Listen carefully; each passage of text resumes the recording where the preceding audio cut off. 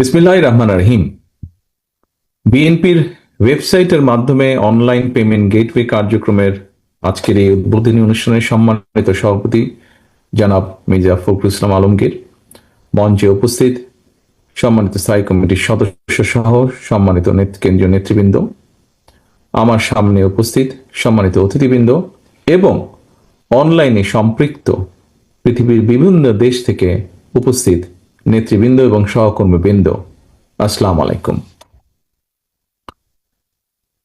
বিশ্বের বিভিন্ন দেশে বসবাসকারী প্রবাসী বাংলাদেশী যারা প্রবাসে থেকে দেশের রাজনীতির সঙ্গে নিজেদেরকে সম্পৃক্ত রাখতে চান, বিএনপির সদস্য হতে চান, বিএনপির সদস্য পদ নবায়ন করতে চান, তাদেরকে আনুষ্ঠানিকভাবে দলের সদস্য হিসেবে অন্তর্ভুক্ত করে নেবার জন্যই বিএনপি কার্যকর একটা উদ্যোগ গ্রহণ করেছে আজ, এবং এরই অংশ হিসাবে আজ উদ্বোধন হচ্ছে বিএনপির ওয়েবসাইটের মাধ্যমে অনলাইন পেমেন্ট গেটওয়ে সুবিধা।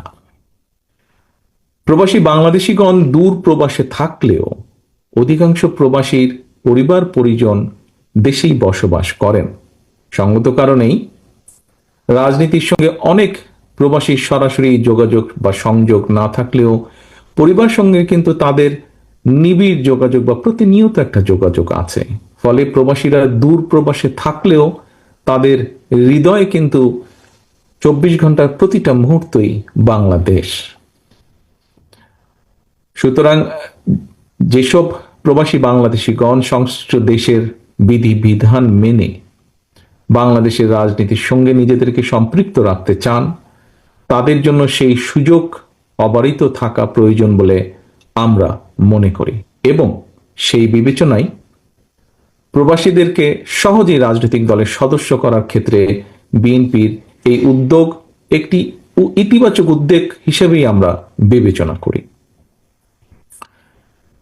উপস্থিত সম্মানিত নেতৃবৃন্দ, অতিথিবৃন্দ, প্রিয় সহকর্মীবৃন্দ, বিশ্বের বিভিন্ন দেশে কম বেশি প্রায় 1.5 কোটি প্রবাসী বাংলাদেশি বসবাস করছেন।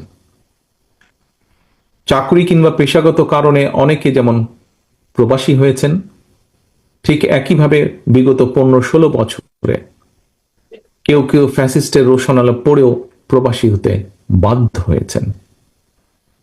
এইসব প্রবাসী বাংলাদেশিদের অনেকেই বিগত 1.5 দশকেরও বেশি সময় ধরে চলা বাংলাদেশের ফ্যাসিবাদ বিরোধী আন্দোলনে বিভিন্নভাবে যার যার অবস্থান থেকে অত্যন্ত সোচ্চার ভূমিকা রেখেছেন। দেশে গণতন্ত্র এবং মানবাধিকার প্রতিষ্ঠার আন্দোলনে